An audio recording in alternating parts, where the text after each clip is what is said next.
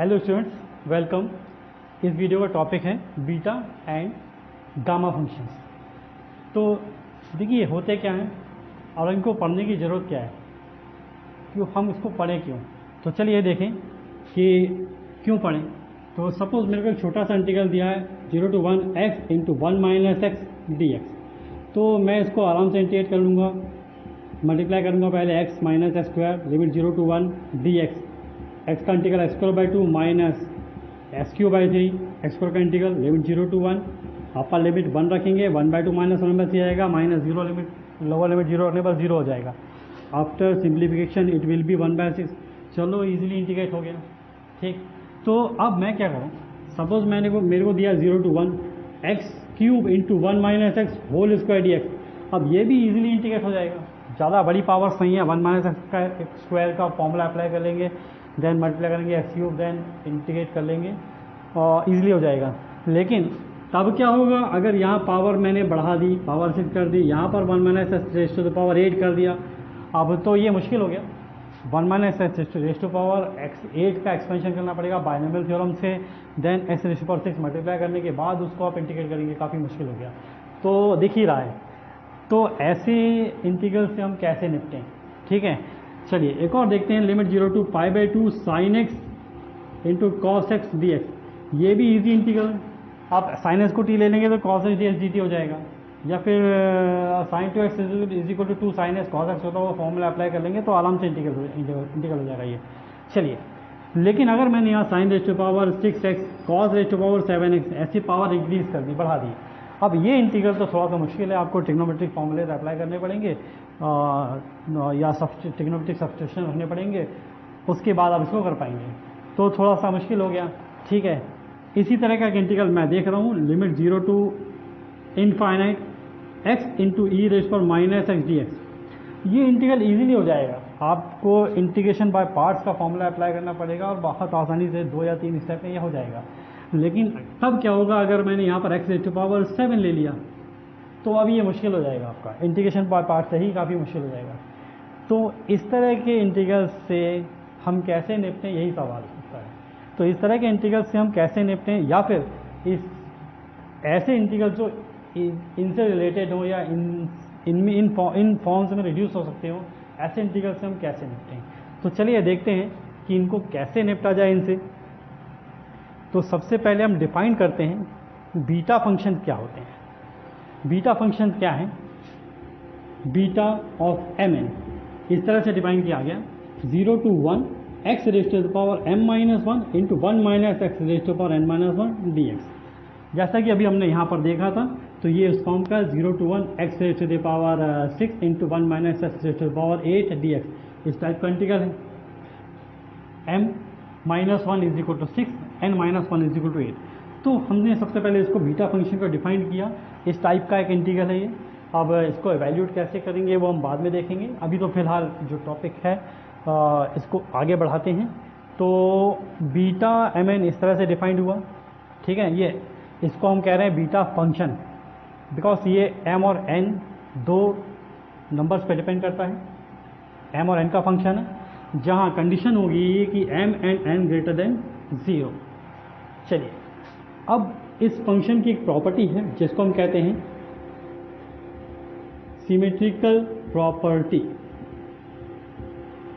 ये क्या है, symmetrical property of beta function. ये होती है इस तरह से, आप देखें, beta M N is equal to beta n n, that is we can change the positions of, we can interchange the positions of m and n, ठीक है। तो ये है बीटा फंक्शन की एक सिमेट्रिकल प्रॉपर्टी, इसको हम इजीली प्रूव कर सकते हैं। तो प्रूव करते हैं, beta M n defined as 0 to 1 x raise to power m minus 1 into 1 minus x raise to the power n minus 1 D x, ये लिखा हुआ है। चलिए, इसको मैंने डेफिनेट इंटीग्रल की एक प्रॉपर्टी अप्लाई करी, limit 0 to a f x d x is equal to limit 0 to a function of a minus x d x, ये होती है। क्लियर। तो इस प्रॉपर्टी को अगर मैं यहाँ पर अप्लाई करता हूँ, देखता हूँ, तो ये 0 ये है, 1 है यहाँ पर a की जगह पर, ठीक है।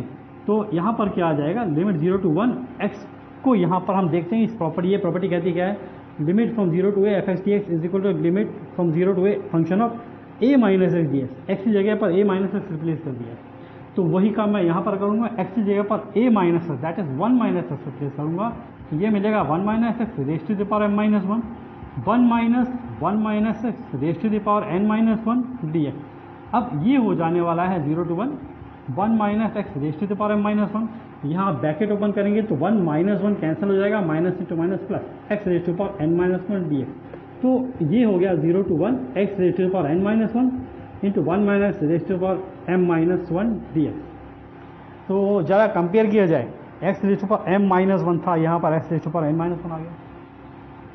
1 minus x raise to the power n minus 1 था, यहाँ पर 1 minus x raise to power m minus 1 आ गया। तो m और n की पोजिशंस इंटरचेंज हो गई, तो that is it becomes beta n m. So beta mn is equal to beta nm. It is called symmetrical property of beta function. Clear? चलिए अब हम बीटा फंक्शंस की अदर फॉर्म्स देखें कि बीटा फंक्शन और किन किन फॉर्म्स में लिखा जा सकता है, बीटा फंक्शन और किन किन इंटीग्रल्स के फॉर्म में लिखा जा सकता है। तो हम ये देखें कि other forms of beta functions क्या हैं। तो ये तीन फॉर्म्स लिखे हुए बीटा फंक्शंस के, beta M N is equal to limit 0 to infinite X raise to power n minus 1 upon 1 plus x raise to power m plus n D X. Number 2, इसमें क्या किया है कि n की जगह पर m रिप्लेस कर दिया, बाकी एज इट इज है। और number 3, beta M N is equal to twice of limit 0 to pi by 2 sine raise to power 2m minus 1 theta cos raise to power 2n minus 1 theta D theta. तो ये तीन forms beta functions के लिखे हुए हैं। तो चलिए इनको प्रूव करते हैं। नंबर 1 लेते हैं, तो हम बीटा फंक्शन की डेफिनेशन पर जाएं, limit 0 to 1 x raise to power m minus 1 into 1 minus x raise to power n minus 1 D x, ये है। तो मैं क्या करता हूँ, इसमें पुट कर दूँ अगर x is equal to 1 upon 1 plus Y, ये जो रिप्लेसमेंट है हमको याद रखना होगा। चलिए ठीक है, तो देखते हैं क्या होगा। अगर x is equal to 1 upon 1 plus y है, this implies what will be d x will be minus 1 upon 1 plus Y whole square D y. Clear? तो अब लिमिट की बात करते हैं। when x is equal to 0, x is equal to 0, 1 upon 1 plus y is equal to 0, this implies 1 upon this is equal to 0, this implies this must be infinite, this implies y must be infinite. And when x is equal to 1 upon 1 plus y is equal to 1, this implies 1 is equal to 1 plus y, this implies y is equal to 0. Therefore beta mn takes the form when x 0 y infinite, when x 1 y 0, x की जगह replace हुआ 1 upon 1 plus Y, raise to the power डालना है हमको m minus 1, इसको मैं ऐसे लिखूँ, raise to the power m minus 1 into 1 minus X 1 upon 1 plus Y raised to the power n minus 1, and what is dx is equal to minus 1 upon 1 plus y whole square dy. Clear? Now ये जो limit दी हुई है 0 to infinite और यहाँ लगा हुआ minus sign, तो minus इस लिमिट को इंटरचेंज कर देते हैं, लिमिट 0 टू इन्फाइनाइट कर देते हैं, तो ये माइनस साइन हो जाएगा आपका सामने और ये माइनस हो जाएगा, माइनस इंटू माइनस हो जाएगा प्लस। ठीक है, लिमिट इंटरचेंज किया और ये माइनस लिमिट इंटरचेंज करने का माइनस और ये माइनस इंटू माइनस प्लस हो गया। अब ये आया आपका 1 upon 1 plus Y raise to the power m minus 1, तो 1 upon 1 plus Y raise to the power m minus 1, इसको सिंप्लीफाई करें, 1 प्लस वाई नीचे, ऊपर आएगा आपका 1 plus Y minus 1 upon 1 plus Y, तो प्लस वाई माइनस 1 कैंसिल, बचा वाई। ठीक है, raise to the power n minus 1, और ये है आपका 1 upon 1 plus Y whole square D Y. ठीक है, अब ये क्या हो गया आपका y raise to power n minus 1, limit 0 to infinite y raise to power n minus 1 upon 1 plus Y raise to the power m minus 1, 1 plus Y raise to the power m minus 1 into 1 plus Y raise to power n minus 1, तो plus n minus 1, और ये हुई आपकी n minus 1 और ये आपकी plus 2। सो ये होगा आपका -1 + 2 कैंसिल हो जाएगा और ये आएगा limit 0 to infinite y raise to power n-1 upon 1 + y raise to the power m + n dy। ये चलिए हो गया ये। और डेफिनेट की प्रॉपर्टी से we can change the variable y, so it will be limit 0 to infinite x raised to the power n-1 upon 1 + x raised to the power m + n dx। तो ये हो गया आपका फर्स्ट प्रूफ। तो beta M N is equal to limit 0 to infinite x raise to power n-1 upon 1 + x raise to power m + n dx। Clear हो गया। चलिए अब सेकंड की बात करें तो सेकंड को प्रूफ करने के लिए हमको कुछ नहीं करना है, सिर्फ सिमेट्रिकल प्रॉपर्टी लगा देंगे। सिमेट्रिकल प्रॉपर्टी क्या कहती है? सिमेट्रिकल प्रॉपर्टी ये कहती है कि आप बीटा एम एन को बीटा एन एम लिख सकते हैं, मतलब एम और एन की पोजीशन को आप इंटरचेंज कर सकते हैं। तो सेकंड वाला भी यही प्रूफ हो जाएगा, limit 0 to infinite x raise to power m-1 upon 1 + x raise to the power n + m dx। क्या किया? n की जगह m लिख दिया, m की जगह n लिख दिया, तो ये आपका सेकंड प्रूफ हो गया। So first and second in दोनों का जो प्रूफ है बिल्कुल एक ही है, ठीक है ना। तो फर्स्ट और सेकंड का प्रूफ आपको अलग नहीं करना है, एक ही कर देना है। यही हो गया आपका फर्स्ट और सेकंड का प्रूफ। अब हम ये थर्ड वाला देखते हैं। तो थर्ड वाला ये है, beta M N is equal to twice of limit 0 to π/2 sine raise to power 2m-1 theta cos raise to power 2n-1 theta D theta. चलिए इसको प्रूफ करते हैं। तो बीटा एम एन की डेफिनेशन पर आते हैं दोबारा, limit 0 to 1 x raise to the power m-1 into 1 - x raise to power n-1 dx। ठीक है, तो आपको इसको ट्रिग्नोमेट्रिक फॉर्म में लाना है, तो ऑब्वियसली आपको रखना पड़ेगा ट्रिग्नोमेट्रिक सब्स्टिट्यूशन। तो क्या करूँ मैं, x की जगह पर साइन स्क्वायर थीटा रिप्लेस कर दूँ। क्या होगा?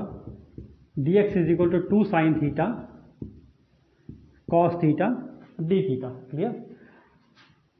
और लिमिट का क्या होगा? लिमिट जब x इज इक्वल टू 0 तो sine square theta is equal to 0, this implies theta is equal to 0। When x is equal to 1 sin square theta is equal to 1, this implies theta is equal to π/2। Therefore beta mn will be 0 to π/2 sin square theta raised to the power m-1 और what will be 1 - x 1 minus sin square theta जो कि बाद में cos square theta हो जाएगा raised to the power m-1। और dx क्या है? dx है 2 sin theta cos theta D theta. ना लिमिट 0 to π/2, ये take 2 out of the integral, sine raise to the power 2 theta sine raise to the power sine square theta whole raise पर m-1 sine raise to the power 2 into m-1 2m-2 theta. ठीक है, and into sine theta ये एक और multiply हो जाएगा, तो यहाँ पर पावर को एक इंक्रीज कर देगा, sine raise to power 2m-1 theta हो जाएगा। और what will be the 1 minus sine square theta? It is cos square theta raise to the power n-1 into cos theta D theta. ये हो गया आपका twice of limit 0 to π/2 sine raise to the power 2m-1 theta cos raise to the power 2 into n-1 cos raise to power 2n-2 into cos theta, एक power increase हो जाएगी ये theta. तो ये आ गया आपका beta M N is equal to twice of limit 0 to π/2 sine raise to the power 2m-1 theta cos raise to the power 2n-1 theta D theta. Clear है। तो ये हो गया आपका सेकेंड प्रूफ। गामा फंक्शन की definition, उसकी property और beta function का गामा फंक्शन के साथ में क्या रिलेशनशिप है, इसके बारे में हम नेक्स्ट वीडियो में बात करेंगे। इस वीडियो को देखने के लिए थैंक यू। यदि ये वीडियो अच्छा लगा हो तो लाइक कीजिए, शेयर कीजिए, सब्सक्राइब तो कर लें और कमेंट करना ना भूलें। Thank you.